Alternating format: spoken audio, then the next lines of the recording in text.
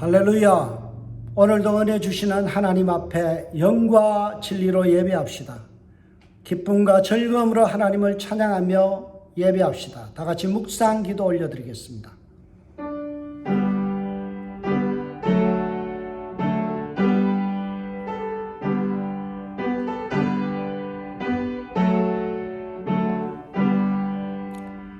하나님이여 내게 은혜를 베푸소서. 내게 은혜를 베푸소서. 주의 날개 아래로 피하오니 주여 은혜를 베풀어 주시옵소서. 오늘도 은혜 베푸시는 하나님 앞에 나왔습니다. 영과 진리로 예배하며 하나님의 은혜를 구하오니 이 시간 강복하셔서 우리에게 복을 주시고 은혜를 베풀어 주시며 삶의 회복을 허락하여 주셔서 귀한 믿음의 결단이 있는 은혜의 시간 되게 하여 주옵소서. 감사와 찬양을 하나님께 올려드렸고 예수님의 이름으로 기원하옵나이다. 아멘.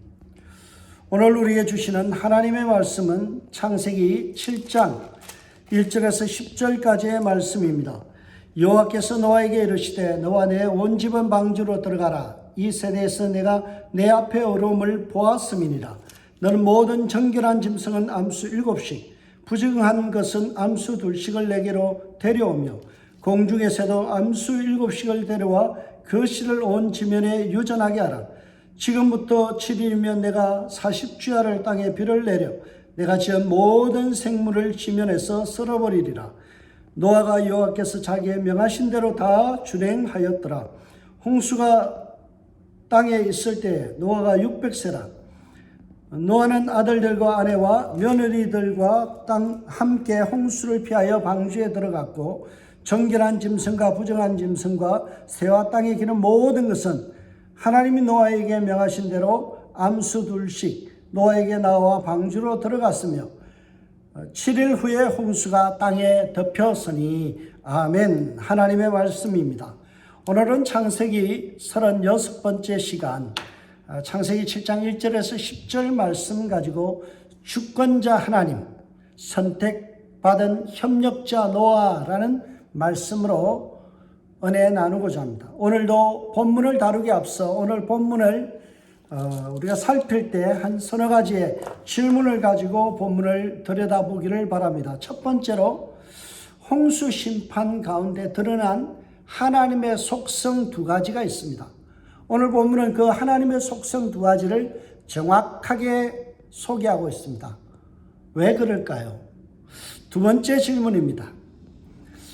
하나님께서 노아의 의로움을 보았다라는 표현이 있는데 과연 이것이 어떤 의미일까? 하나님 앞에 의로움을 보였다라는 의미가 다른 의미가 있는 것은 아닐까라는 질문입니다. 세 번째, 6장 19절의 내용과 오늘 본문에 보면 그것이 모순되는 것처럼 보여요. 나중에 그 부분들을 좀 더 들여다보기를 바라고 마지막으로 오늘 본문이 이스라엘 백성들에게 출애굽한 이스라엘 백성과 우리에게 어떤 의미로 해석되어져야 하는가라는 이 4가지의 질문입니다.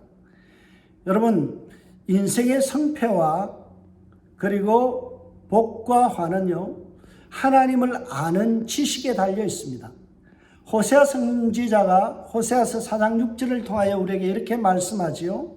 내 백성이, 하나님의 백성이 무엇이 없어서 망하게 된다고요? 하나님을 아는 지식이 없으므로 망하게 되는도다. 여러분, 하나님을 제대로 알지 못하고 정확히 알지 못할 때 우리는 하나님을 마치 우상과 같이 섬기게 되어지고 결국 그 결과로 망하게 되는 것입니다. 호세아 선지자는 6장 1절을 통하여 우리에게 이렇게 권면하죠. 힘써 여호와를 알자. 힘써 여호와를 알자. 여러분, 하나님을 깊이 아실 수 있는 축복의 길 주의 이름으로 축원드립니다.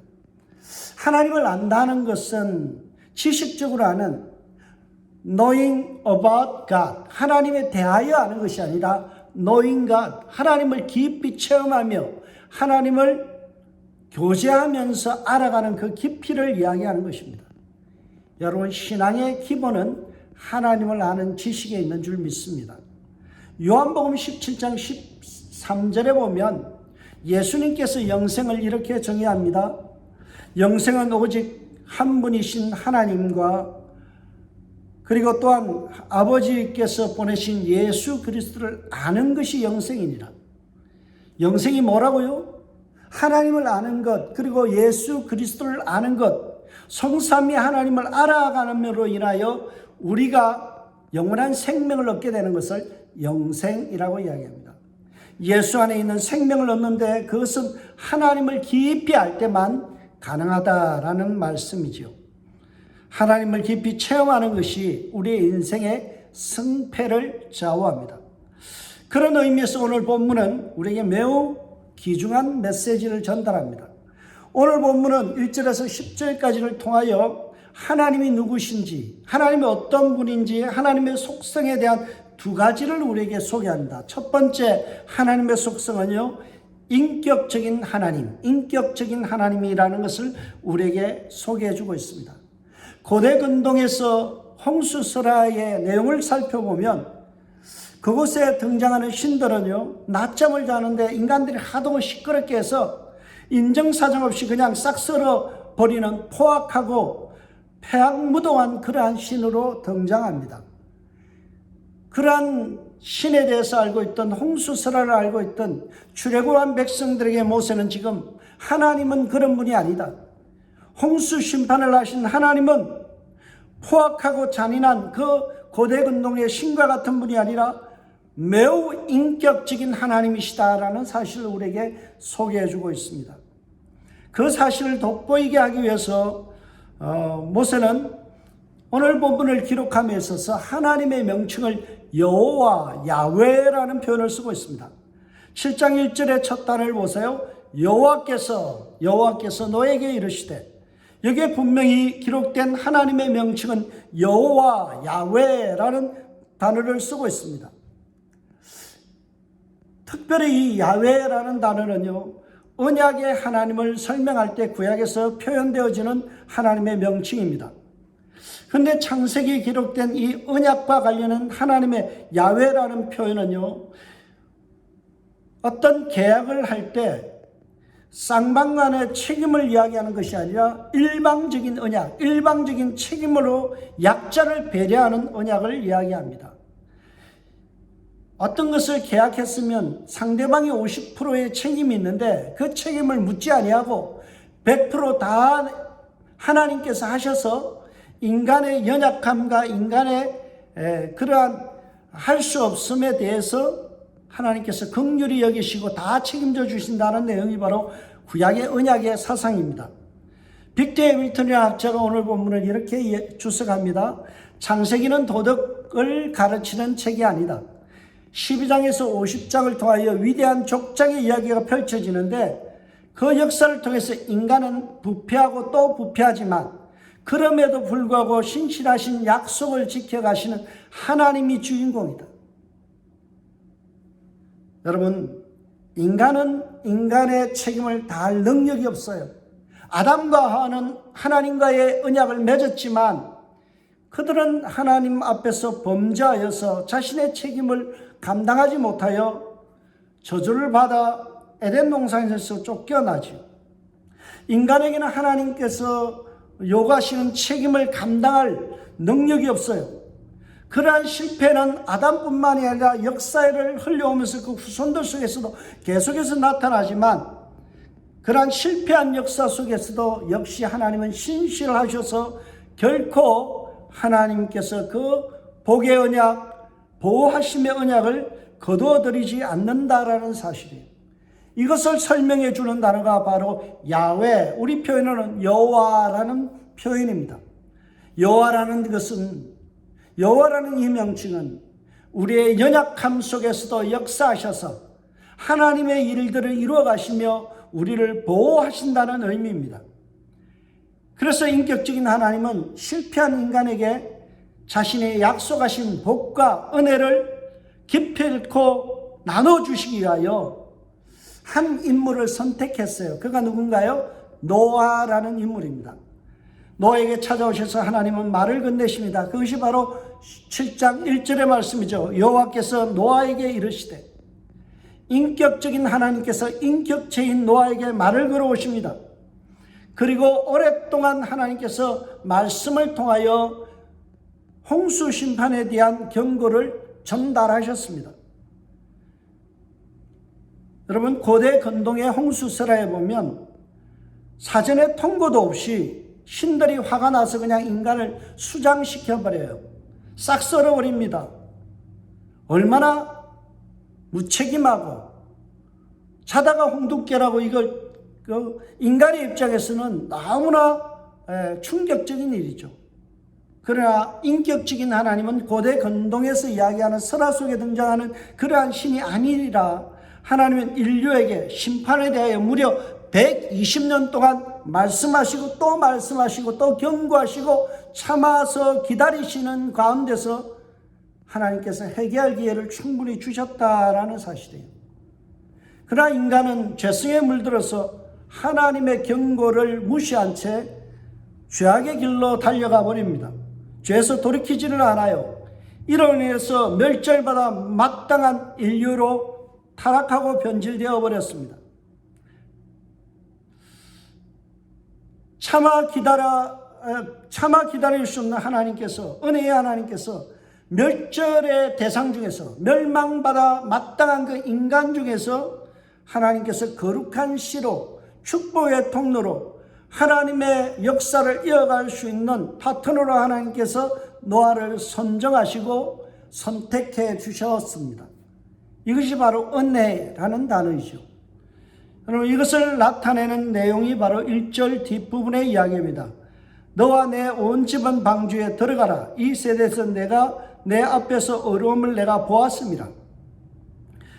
하나님은 도피성과 같은 방주 속으로 노아를 들어갈 수 있도록 허락해 주셨어요. 왜 도피성과 같은 이 방주 안으로 들어가는 것을, 성선을 허락해 주셨을까요? 우리가 오늘 1절 말씀을 잘못 읽게 되면 노아가 의롭게 살았기 때문에 구원받았구나 라고 오해할 여지가 많습니다. 그러나 오늘 본문은 그런 것을 말해주고 있지 않습니다. 오늘 본문은 전적으로 하나님의 은혜로 말미암아 택정함을 입은, 택하심을 받은 노아에 대해서 말씀하는 구절입니다. 오늘 본문의 오해의 소지가 되어지는 의로움을 보았다라는 이 표현을 정확하게 우리가 읽을 필요가 있어요. 히브리어로 보면 라이티키 짜디크라는 말입니다. 이 라이티키 짜디크라는 말이 성경에서 어떻게 번역된지를 알려면 이 표현이 등장하는 사무엘상 16장 1절의 내용과 우리가 비교해서 볼 필요가 있어요.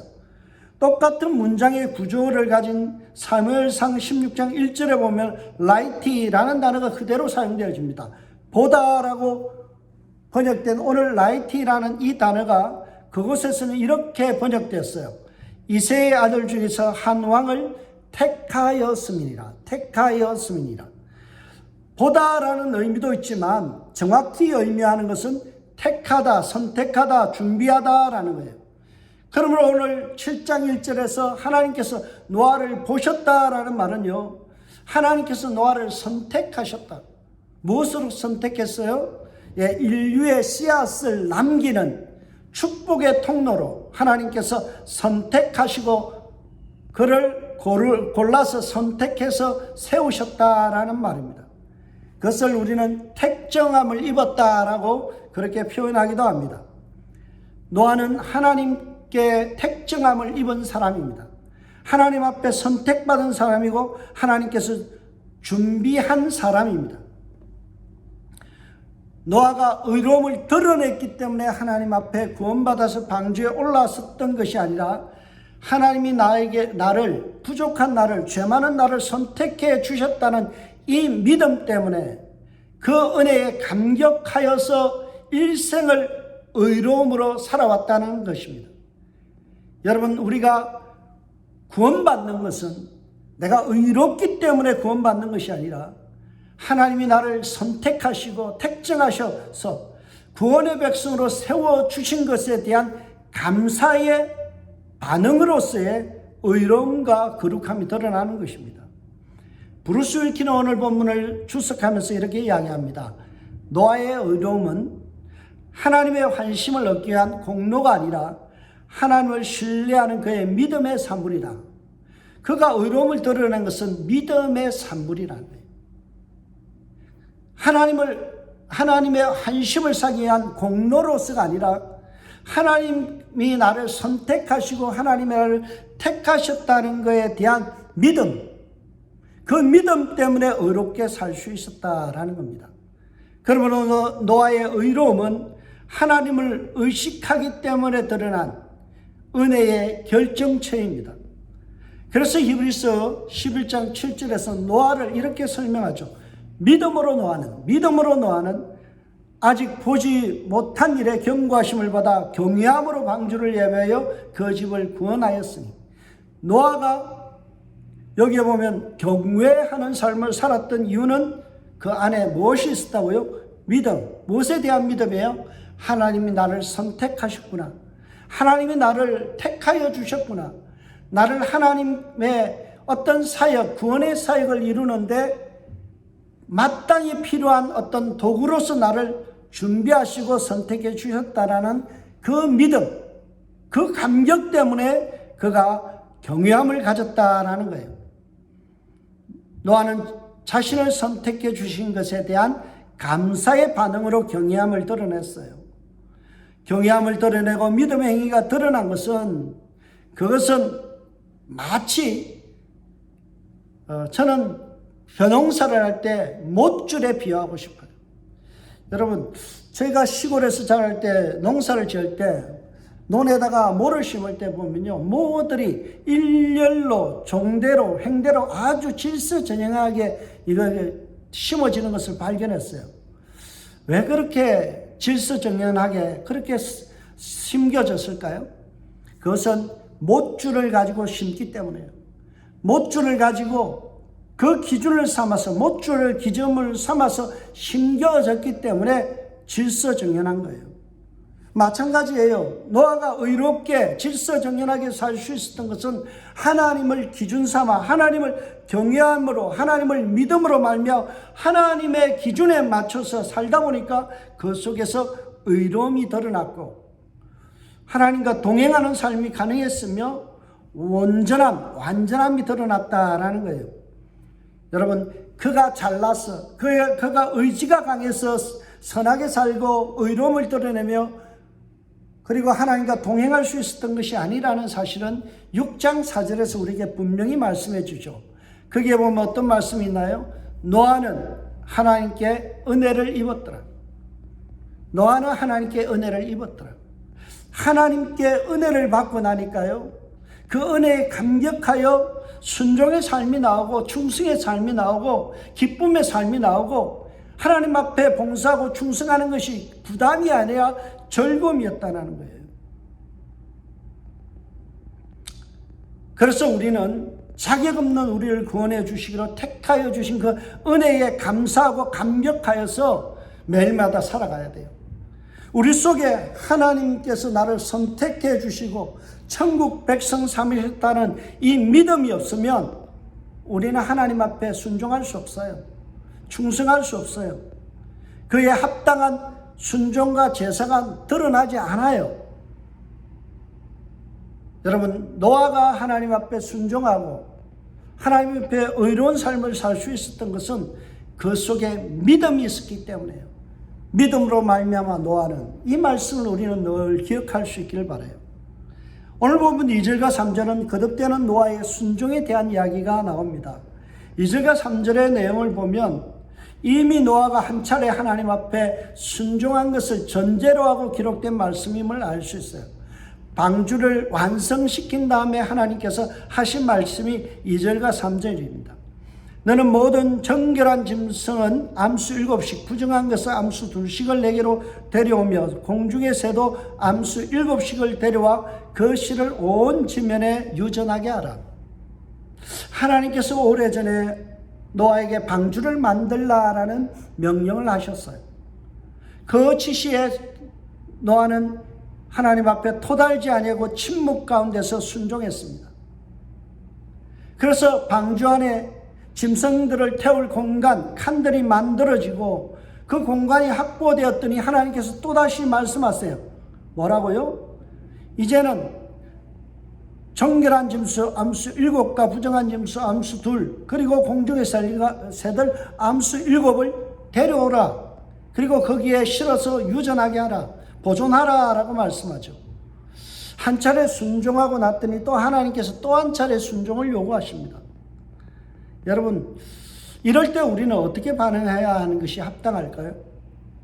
또다시 하나님께서 말씀하시면 노아처럼 침묵 가운데 입 다물고 하나님 앞에 묵묵히 순종하는 것이 옳은 태도입니다. 그런데 죄악된 우리의 본성은 하나님 앞에 한 차례 순종이 끝나고 나면 그 다음 순종을 요구하면 반항하거나 거부하고, 우리의 본성은 자꾸만 하나님과 엇박자를 내게 만듭니다. 우리의 죄악된 본성은 순종 대신에 의심을 품게 만들죠. 오늘 본문을 접하면서 하나님의 은혜에 감격하고 순종해야 될 사람들이 순종을 배워야 옳은 것인데 불신앙을 품는 그런 분들을 발견하게 돼요. 오늘 본문을 대하여 시비를 거는 자들이 있습니다. 자유주의 신학자들은 오늘 본문의 모순투성이다, 이것은 뭔가 잘못됐다라고 이야기합니다. 그 이유가 2절에서 3절의 말씀이 6장 19절의 내용과 모순된다라는 지적입니다. 정말 모순될까요? 6장 19절에 가서 한번 봅시다. 혈육 있는 모든 생물은 너는 각기 암수 한 쌍씩 방주로 이끌어들여 보존하라 라고 말씀하죠. 6장에는 분명 암수 한 쌍으로 나오고요, 7장에는 정결한 짐승 암수 7이 나와요. 방주에 태운 것이 암수 7이 맞을까요? 암수 한 쌍이 맞을까요? 6장의 표현대로 하면 암수 한 쌍이 맞아야 되고 7장의 이야기대로 하면 암수 7이 맞아야 되는데 어느 것이 맞을까요? 그래서 비평학자들은요, 오늘 본문을 가지고 6장의 기록과 7장의 내용은 모순된다. 그래서 두 가지의 홍수스라를 가져와서 짜집기해서 만들어낸 것이 오늘 7장의 내용이고 홍수스라의 이야기다라고 그렇게 주장합니다. 오늘 본문을 읽으면서 순종을 배우고 하나님에 대한 믿음을 확인해야 될 사람들이 자꾸만 비평적인 시각으로 본문을 들여다본다는 거예요. 그러나 제가 곰곰이 연구해 보면요, 학자들의 견해를 잘 읽어보면 6장과 7장은 결코 모순되지 않는다는 사실을 알게 됩니다. 6장 19절에 20절에 보면 한 쌍 할 때 쌍이라는 단어가 히브리로 쉐나임이라는 단어를 사용해요. 근데 여기에 보면 쌍이라는 표현이 영어로는 페어, 원페어, 그러면 한 짝이잖아요. 그런데 거기에 쉐나임이라는 단어는 페어즈 해서 복수의 복수형으로 기록하고 있어요.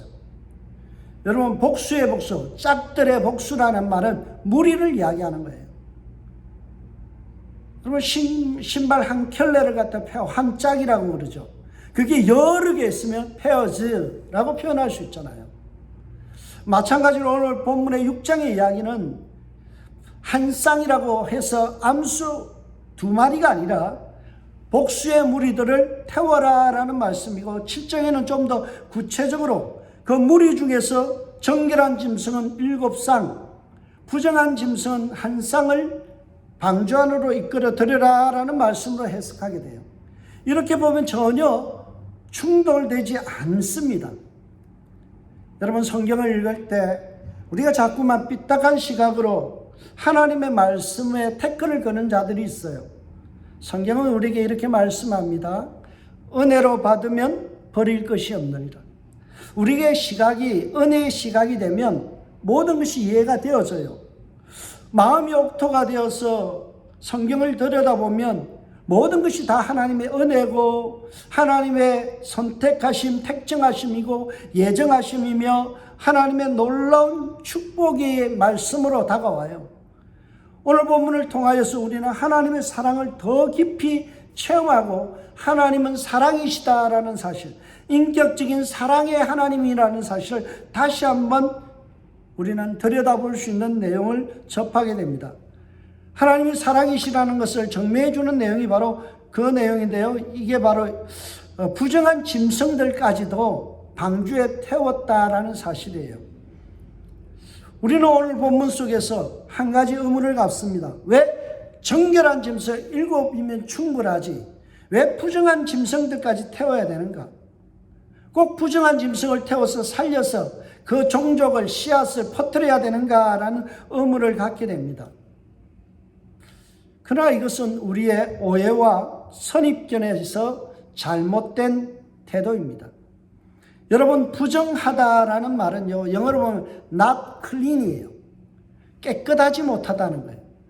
여러분, 깨끗하지 못한다 해서 그것이 더럽다고 해서 죄성, 심플이 있는 것이 아니에요. 부정하다라는 말은 더럽다 또는 추하다 그리고 못생겼다 그런 뜻이에요. 여러분, 못생겼다고 구원의 방주에서 죄낼 수 있나요? 그것이 징그럽게 생겼고 못생겼다고 해서 구원받지 말아야 될 이유가 되나요? 우리는 자꾸만 징그럽고 못생긴 것에 대해서 부정적인 시각을 가져요. 그것을 죄악하면서 죄악의 세력으로 취급해버리죠. 그러나 하나님은 정하든 부정하든 상관없이 귀하게 여긴다는 거예요. 하나님은요, 부자나 가난한 자나 모두 사랑하십니다. 깨끗하게 사는 사람이나 아니면 능마주의로 살아가는 사람이나 하나님의 눈에는 다 같은 피조물이에요. 빅터 해밀턴은 오늘 본문을 주석하면서 이렇게 이야기합니다. 여호와는 노아만큼이나 이 부정한 짐승들도 불쌍히 여기신다. 참 은혜되는 내용이에요. 여호와는 노아만큼이나 의롭게 살아가고 완전하게 살아가며 하나님 앞에 동행하는 삶을 살았던 고결한 삶이었던 이 노아만큼이나 못생기고 추하게 보이고 더럽혀져 있는 짐승, 이 부정한 짐승까지도 불쌍히 여기시는 하나님이라는 사실이에요. 얼마나 인격적이에요. 얼마나 하나님은 사랑이 많으세요. 하나님은 심판주이시기도 하지만 사랑의 하나님이심을 믿을 수 있기를 주의 이름으로 축복합니다. 특별히 오늘 본문에서 하나님은 사랑이시라는 사실을 더 깊게 알게 하는 내용이 하나가 있어요. 그게 뭔가 하면 오늘 표현 중에 지금부터 7일 후면 홍수가 쏟아진다는 이야기입니다. 7장 13절에 보면 노아가 방주에 들어간 것은요, 홍수가 쏟아지는 그날이었어요. 그런데 짐승들은 홍수가 쏟아지기 7일 전에 다 성선을 해요. 방주에 태워져요. 왜 그랬을까? 왜 짐승들은 먼저 방주에 태웠을까? 이것에 대해서 브루스 위키가 참 재밌는 해석을 합니다. 7일은 방주에 성선하여 그 자리에 적응하기 위해서 필요한 날짜이다. 저도 그런 걸 경험해요. 총회를 가거나 아니면 지방에를 가거나 호텔에 가서 잠을 자면 첫째 날은 잠이 안 와요. 잠자리가 바뀌면 어떻습니까? 잠이 잘 안 오죠.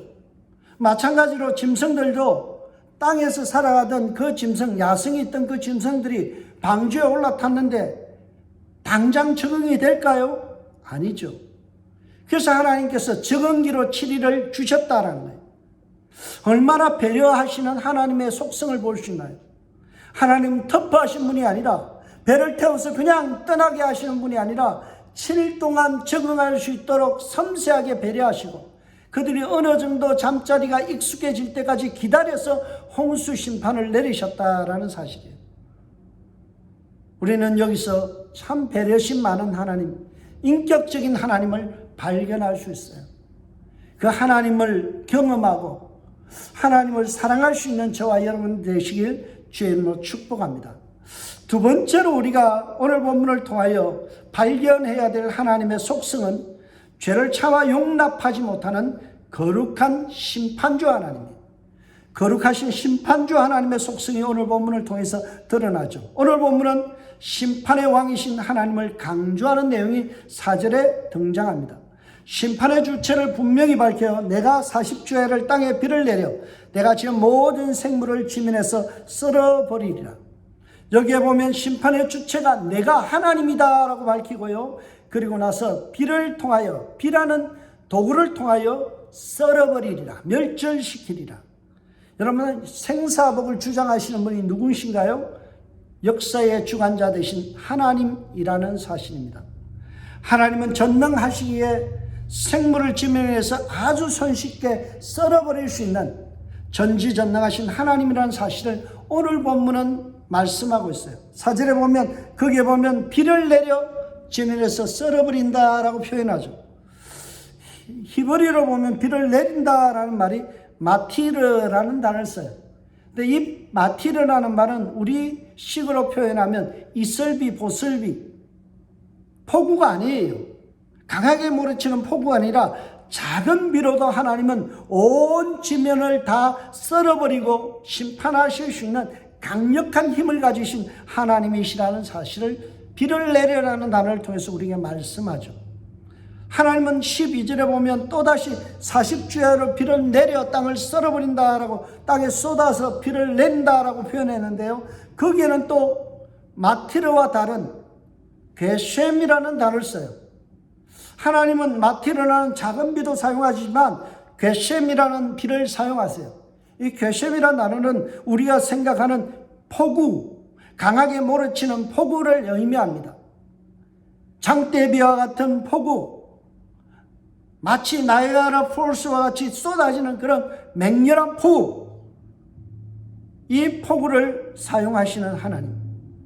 하나님은 약한 것도 사용하시고 강한 것도 사용하시고, 강한 비와 약한 비를 골고루 사용하실 수 있는 다재다능하시고 모든 것을 다 통치하신 하나님이라는 사실을 오늘 본문은 말씀해 주고 있죠.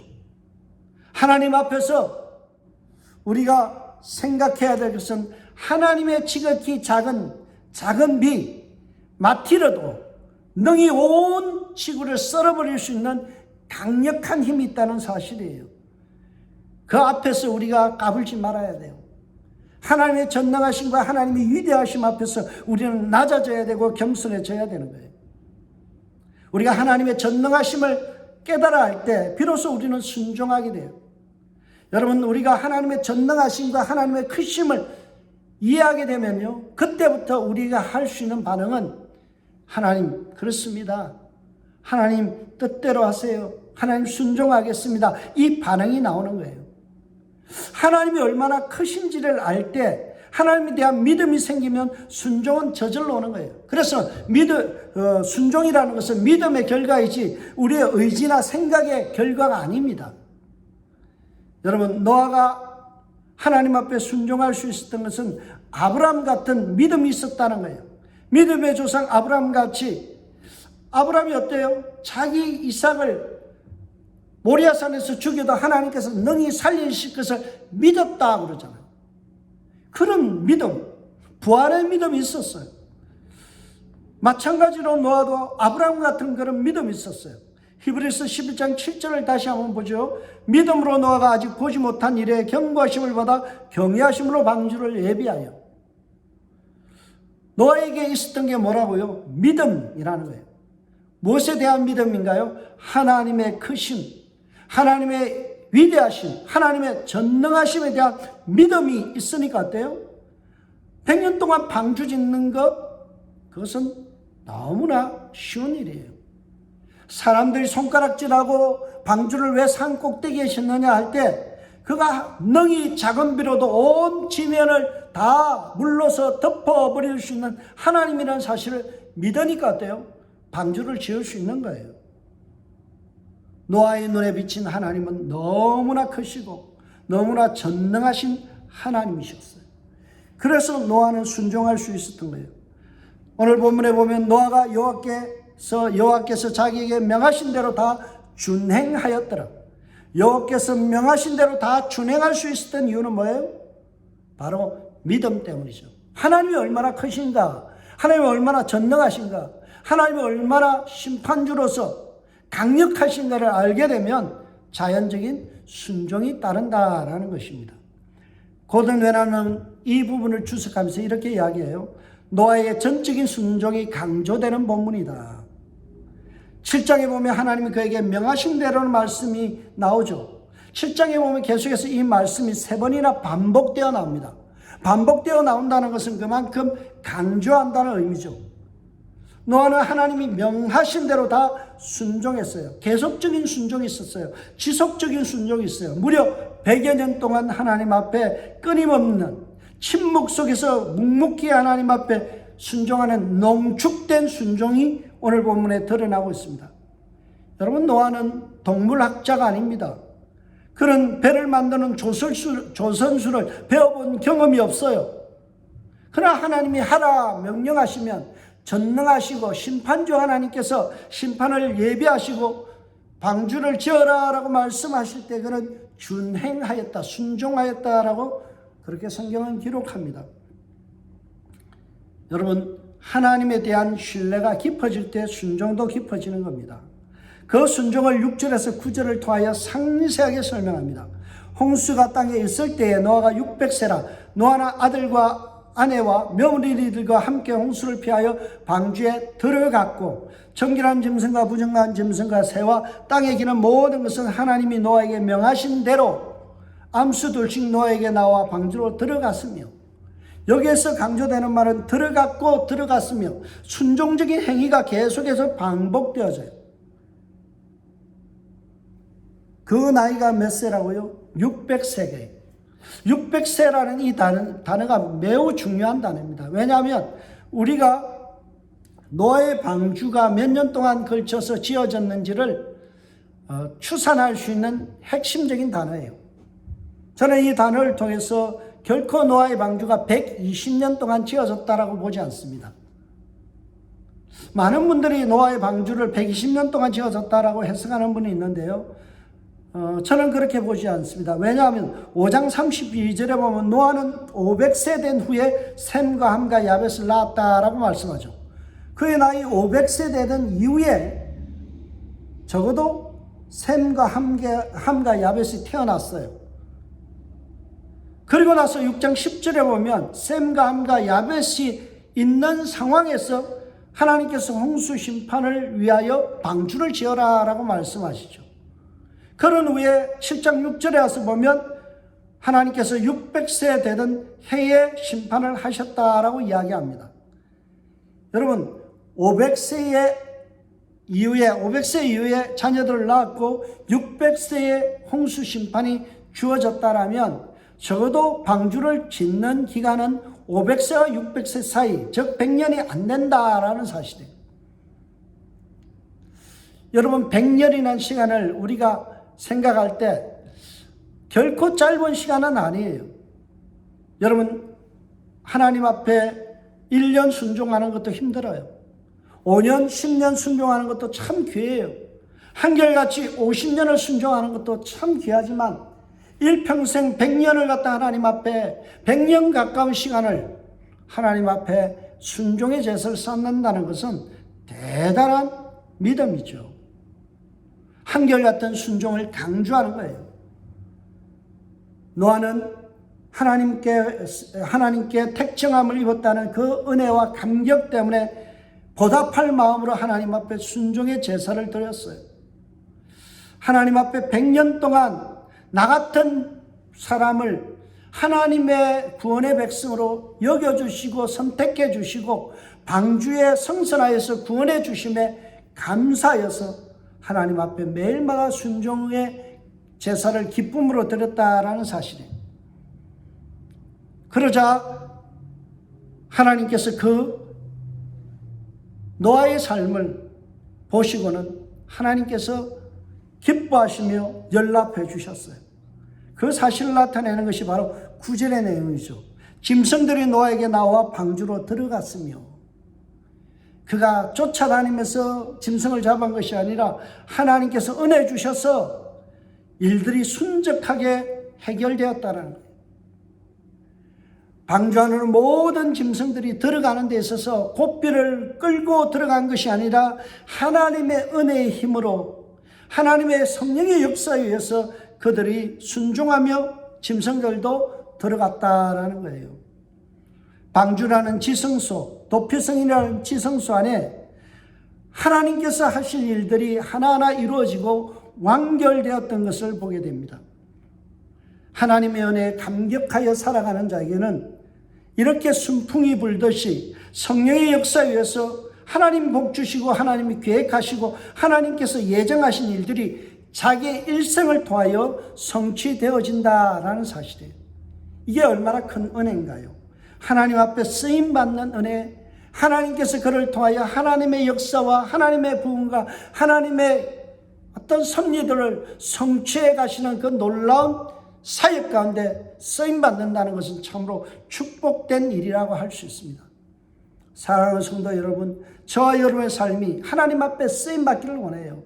노아와 같이 하나님께서 이끌어 주시고 하나님께서 도와주셔서 짐승들이 노아에게로 나와서 방주로 들어가는 이 순적한 일들이 일생을 통하여 드러나는 축복이 있기를 주의 이름으로 축원합니다. 그러나 우리가 여기서 하나 잊지 말아야 될 것은 120년이나 기나긴 시간 동안 하나님께서 끊임없이 경고하셨는데 그 심판주 하나님에 대해서 등을 돌리고 하나님 앞에 감사치 아니하며 하나님의 경고를 무시했던 자들은요, 홍수 심판으로 멸절당했다라는 사실이에요. 7일 후에 홍수가 땅에 덮이니라고 말씀하죠. 하나님 심판과 정화의 작업을 위해서 그들을 다 심판에 썰어 넣으시고 물로서 다 덮어버렸어요. 후에도 이미 때는 늦었습니다. 홍수가 땅에 덮여 완전히 멸절당하는 심판을 받고 말았습니다. 이것이 하나님을 거부한 자들의 말로입니다. 오늘 본문을 통하여 우리는 하나님의 두 가지 속성을 배워야 합니다. 하나는 인자하신 하나님, 인격적인 하나님, 끊임없이 우리를 사랑하시고 배려하시고 섬세하게 우리를 다루시는 그 하나님, 그 하나님의 손길에 감사하고 택정합을 입은 것에 대해서 감격하는 마음으로 살아갈 때 하나님은 순풍을 주시고 은혜로서 일들이 잘 될 수 있도록 돕지만, 하나님께서 주시는 그 하나님의 속성을 우리가 이해하지 못하여 하나님 앞에 배반하면 우리가 만날 하나님은 심판주 하나님, 홍수 심판을 통하여 모든 인류를 썰어가시는 심판주 하나님을 만나게 된다라는 사실이에요. 하나님은 사랑의 하나님이신가 동시에 하나님은 진노의 하나님이시며, 하나님은 배려와 사랑과 모든 하나님의 사랑으로 쏟아주시는 하나님이신가 동시에 또한 하나님은 하나님의 뜻대로 살아가지 않는 자를 심판하시는 심판주 하나님이라는 사실이에요. 여러분, 우주 만물을 섭리 가운데 운행하시며 다스리는 하나님을 찬양할 수 있길 바라요.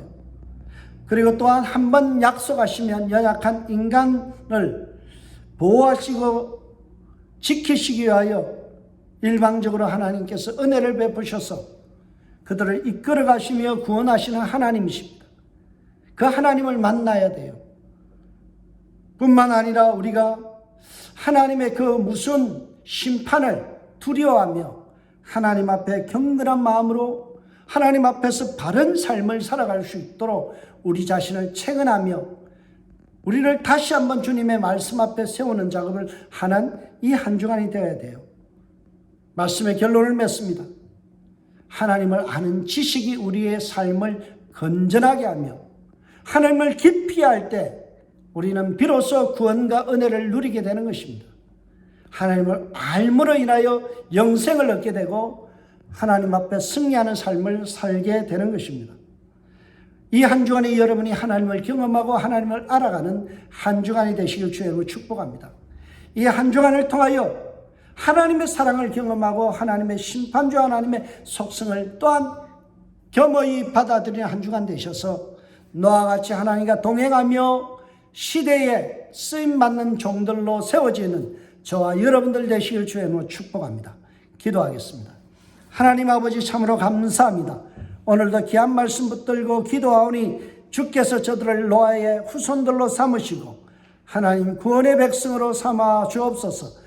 구원받은 것에 감사하여 감격하여 택함을 입은 백성으로서 매일마다 하나님의 은혜에 보답하는 저희들 되게 하여 주옵소서. 감사하고 예수님의 이름으로 기도하옵나이다. 아멘. 찬송가 310장입니다.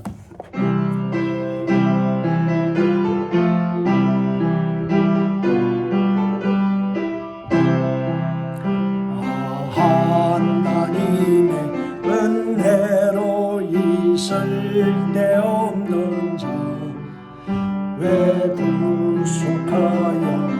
주는지 난 알 수 없도다. 내가 믿고 또 의지함은 내 모든 형편 아시는 주님, 늘 보호해 주실 것을 나는 확실히 아네. 아멘. 기도합시다. 정말 하나님의 은혜로 이 쓸데없는 자가 주님 앞에 구원받고 천국 방주에 올라탔습니다. 그 은혜에 감격하여 매일마다 감사하며 믿음으로 살아가는 저희들 되게 하여 주옵소서. 주님 앞에 귀한 예물 구별하여 드리오니 주님 받으시고 하늘 상급으로 갚아 주옵소서. 지금은 우리 주 예수 그리스도의 은혜와 하나님의 사랑과 성령의 복 주심의 역사가 오늘도 구원하신 그 하나님의 은혜에 감격하며 살아가기를 원하는 모든 은샘 가족들과 이웃교회 성도님들과 선교사님들 머리 위에 영원토록 하나님의 복이 함께하여 주옵시기를 간절히 축복하며 축원하옵나이다. 아멘.